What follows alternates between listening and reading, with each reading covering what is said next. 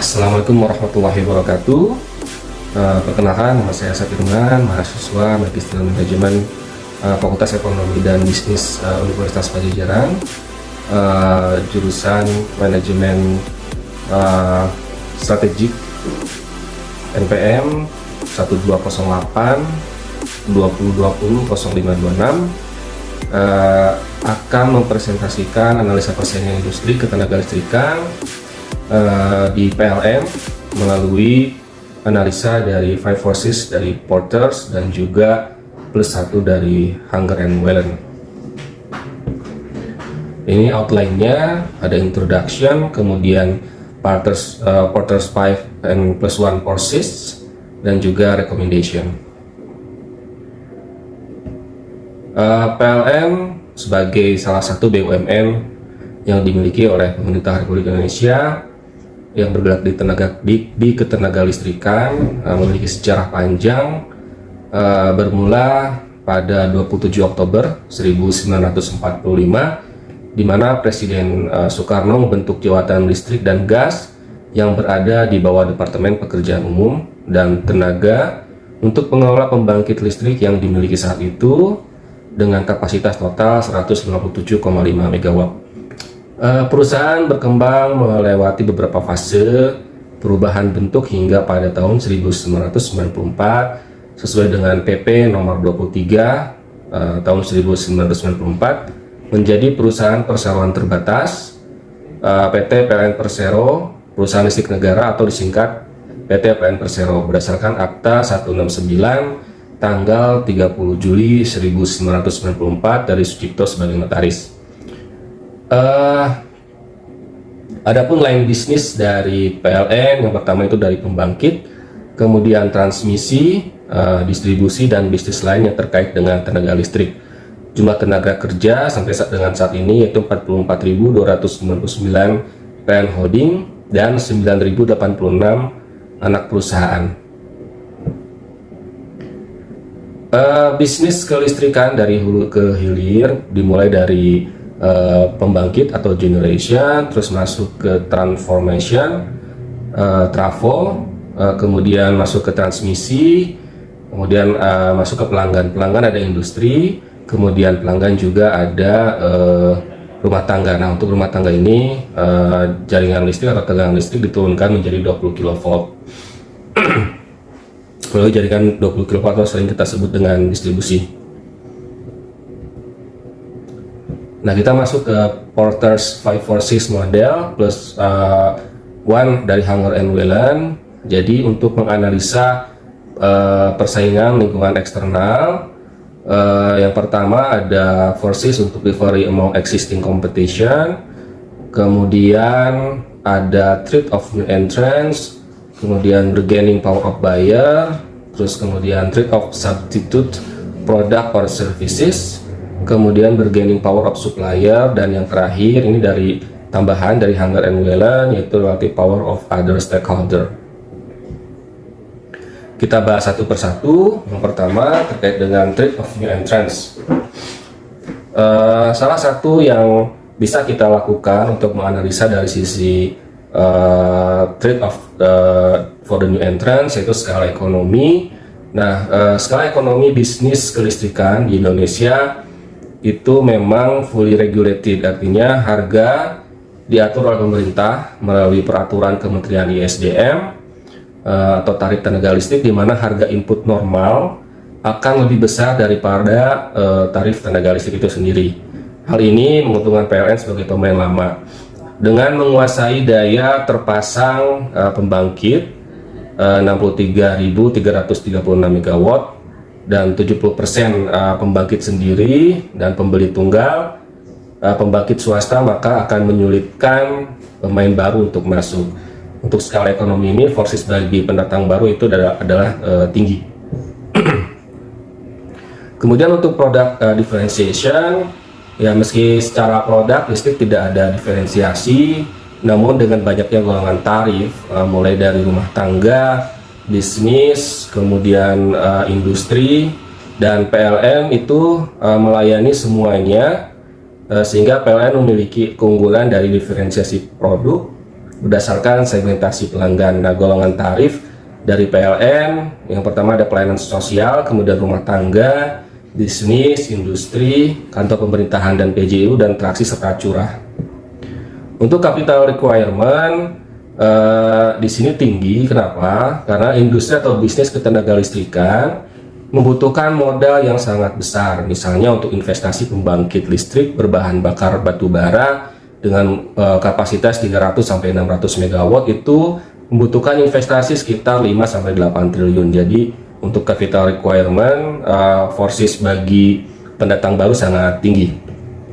Kemudian untuk cost advantage, sebagai pemain lama dan terbesar, PLN memiliki keunggulan dengan memiliki kapasitas pembangkit yang besar, kemudian jalur transmisi yang panjang, jalur distribusi yang panjang, dan juga pelanggan yang sudah mencapai angka 79 juta. Jadi untuk cost advantages bagi pemain baru itu sangat tinggi. Kemudian untuk switching cost, apabila pelanggan PLN ingin berhenti menjadi pelanggan PLN, baik dengan membangun sumber listrik baru atau beralih ke perusahaan lain, maka biaya akan tinggi. Contoh, untuk menginstalasi pembangkit sendiri sangat mahal. Ke perusahaan lain sepertinya masih kesulitan karena PLN masih menjadi pemain utama. Jadi di sini untuk switching cost bagi pemain baru sangat tinggi. Akses to distribution channel, ya dengan panjang dan luasnya jaringan distribusi 20 kV milik PLN, maka akan sangat sulit bagi pendatang baru untuk bersaing dengan jaringan PLN, kecuali di beberapa area baru di mana ada perusahaan swasta yang memiliki proses bisnis yang sama dengan PLN, contoh di Cikarang Listrindo. Jadi ini sangat tinggi ya akses to distribution ya. Kemudian regulation, seperti saya sampaikan bahwa listrik di Indonesia merupakan sebuah bisnis yang fully regulated, baik dari sisi tarif, material, procurement, obligasi atau subsidi, lingkungan, ketenagakerjaan. Nah, aturan pemerintah sangat mempengaruhi dalam sistem bisnis ketenagalistrikan di Indonesia. Jadi untuk regulation ini memiliki forces yang sangat tinggi bagi new entrants. Kemudian untuk summary-nya, threats of new entrants-nya jadi rendah. Jadi dari economic scale tinggi, product differentiation tinggi, capital requirement tinggi, switch cost tinggi, access distribution tinggi, regulation tinggi. Jadi ancaman dari pendatang baru menjadi rendah bagi PLN. Terus yang kedua, rivalry among existing firm. Ini masuk ke number of competitor sedikit dan masuk dalam rantai pasok PLN. Jadi dalam sistem ketenagalistrikan Indonesia persaingan terbatas pada sisi pembangkit, yaitu pembangkit oleh PLN Group, yaitu Indonesia Power dan PJB, dan IPP, Independent Power Producer. Di kita ada anak perusahaan yaitu Pembangkitan Jawa Bali dan juga Indonesian Power. Kemudian di sisi yang lain ada Pertamina Power Indonesia, serta IPP yang menyuplai kepada PLN. Namun ada juga di beberapa daerah yang menjalankan bisnis kelistrikan penuh seperti PLN, itu di Cikarang Listrindo di Kabupaten Bekasi. Jadi untuk number of kompetitor bisa dibilang ini monopolistic competition, di mana sangat sedikit sekali, bisa dikatakan ini PLN satu-satunya pemain yang memiliki pangsa pasar yang besar. Untuk quality differences, kualitas tenaga listrik yang dihasilkan oleh pemilik bisnis ketenaga listrikan memiliki standar yang tinggi dan sudah ditentukan dalam standar nasional Indonesia dan disupervisi oleh Kementerian ESDM, Ditjen Ketenagalistrikan, mulai dari sisi standar tegangan, lama dan durasi gangguan, dan lain-lain. Untuk itu, quality differences antara pemain bisnis ketenagalistrikan sangat rendah karena semua hampir sama standarnya, mengacu pada standar nasional Indonesia dan Kementerian ESDM. Jadi quality differences-nya rendah. Kemudian ada differences,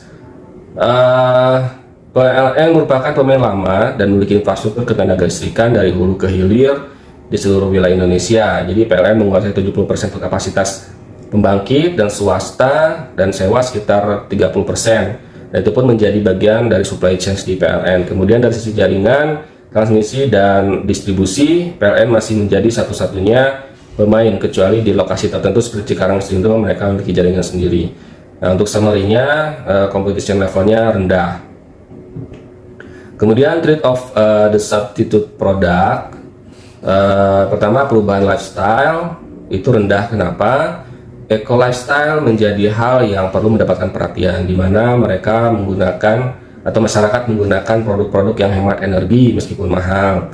Namun di sisi lain, tren penggunaan kendaraan listrik berpotensi naik, menjadi peluang juga dari bisnis kelistrikan. Jadi secara umum, perubahan lifestyle menuju eco lifestyle tidak mempengaruhi terhadap konsumsi energi listrik. Kemudian dari green environment itu tinggi, energi baru terbarukan yang ramah lingkungan atau low carbon emission menjadi tantangan baru bagi produsen energi listrik. Tuntutan menjadi tinggi kepada pembangkitan untuk beralih ke energi baru terbarukan. Nah, PLN sendiri dituntut untuk memiliki bauran energi sebesar 24% di tahun 2025 untuk pembangkit yang berbahan bakar energi baru dan terbarukan. Kemudian dari sisi efisiensi, tingginya investasi dalam ketenaga listrikan menuntut efisiensi dalam operasional pembangkit. Untuk itu, semua tahapan operasional pembangkit harus memenuhi tingkat efisiensi yang sudah ditentukan, mulai dari konsumsi energi dibandingkan dengan KWH yang dihasilkan, kemudian tingkat losses energi dalam transmisi dan distribusi sampai ke pelanggan perlu dilakukan dengan berbagai macam cara. Kemudian dari kelangkaan, dengan kapasitas pembangkit 63.336 MW, sedangkan daya mampu kita 52.263 MW, masih aman jika dibandingkan dengan beban puncak pemakaian se-Indonesia itu sebesar 40.059 MW. Untuk rasio cadangan ini masih aman, jadi untuk kelangkaan itu masih rendah. Kemudian posisi nomor 4, bargaining power of buyers. Nah, di sini PLN memiliki pelanggan sebesar 76 juta pelanggan yang terbagi ke dalam beberapa golongan tarif. Mereka memang sangat menginginkan pelayanan yang prima dari PLN. Jadi dari number of buyers kita memiliki keunggulan, yaitu sebesar 76 juta overall 79 juta overall di seluruh Indonesia. Kemudian untuk switching cost pada produk lain, yaitu tinggi ya di sini. Dengan menguasai 100% jaringan distribusi dan transmisi, listrik PLN merupakan satu-satunya pilihan bagi pelanggan untuk solusi energi. Ya, tidak ada alternatif lain kecuali wilayah tersebut ada perusahaan semacam Cikarang Srindo. Tapi seluruh wilayah Indonesia switching cost menjadi tinggi, termasuk bagi pelanggan yang ingin beralih ke pembangkit sendiri maupun mengembangkan solar panel sendiri. Kemudian untuk loyalitas dan daya beli pelanggan di sini tinggi. Loyalitas pelanggan terhadap listrik dari PLN sangat tinggi karena mungkin diuntungkan dengan kekuatan pangsa pasar yang hampir 100% dikuasai oleh PLN. Ingat listrik, ingat PLN. Kemudian di sisi daya beli, dikarenakan listrik sudah jadi kebutuhan pokok, maka pelanggan akan memprioritaskan pembayaran atau pembelian listrik agar listriknya tetap tersambung sesuai dengan golongan tarif.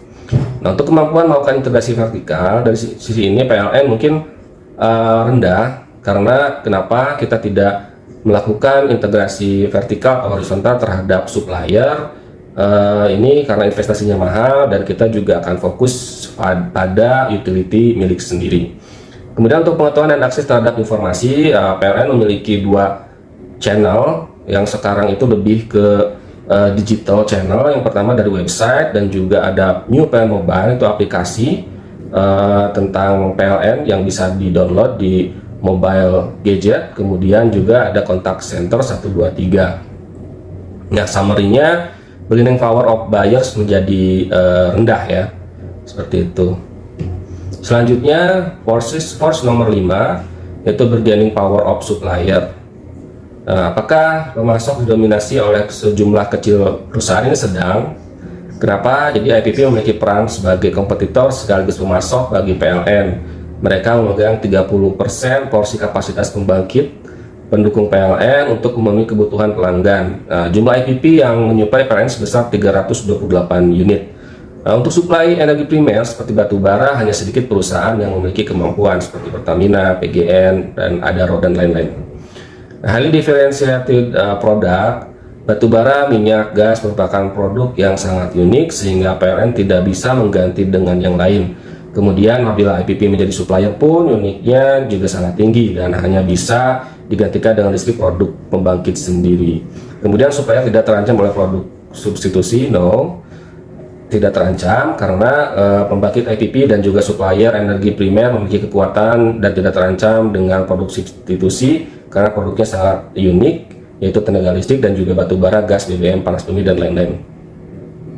Kemudian kemampuan supplier untuk melakukan integrasi horizontal itu rendah, dan kapasitas dan kemampuan PLN supplier sangat kecil kemampuannya untuk dapat melakukan integrasi horizontal kepada PLN.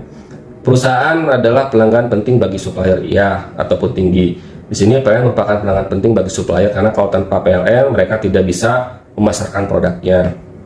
Summary-nya untuk bargaining power of supplier adalah sedang. Terus forces tambahan yaitu relative power of other stakeholder. Di sini ada government. Nah, untuk government bisnis kelistrikan sangat regulated baik dari supply, operasional maupun demand melalui undang-undang ketenagalistrikan. Dalam hal penentuan tarif listrik, sistem procurement penugasan pemerintah sangat besar powernya kepada industri kelistrikan sehingga untuk porsi dari government ini sangat tinggi. Kemudian untuk labor union, PLN sebagai BUMN dan juga perusahaan listrik yang lain tentu saja memiliki labor union seperti serikat pekerja yang menjadi counterpart manajemen. Di sini kekuatannya sedang karena kita equal. Kemudian komunitas sekitar, jadi PLN dan juga perusahaan listrik memiliki utilitas dan juga aset yang berkegiatan operasionalnya yang berada di sekitar komunitas sekitar. Di Indonesia komunitas sekitar sangat memberikan pengaruh terhadap perusahaan. Nah, dampak lingkungan, sosial, ekonomi menjadi alasan komunitas sekitar untuk memberikan bargaining kepada perusahaan. Nah, di sini forces mereka sangat tinggi ya. Kemudian kreditor, dalam mendukung operasional dan investasi, PLN membutuhkan sumber dana yang salah satunya bersumber pada pinjaman dari institusi keuangan atau perbankan dalam dan luar negeri, baik direct maupun melalui pemerintahan Republik Indonesia. Bargaining power dari kreditor sangat tinggi terhadap pengaturan proses bisnis PLN.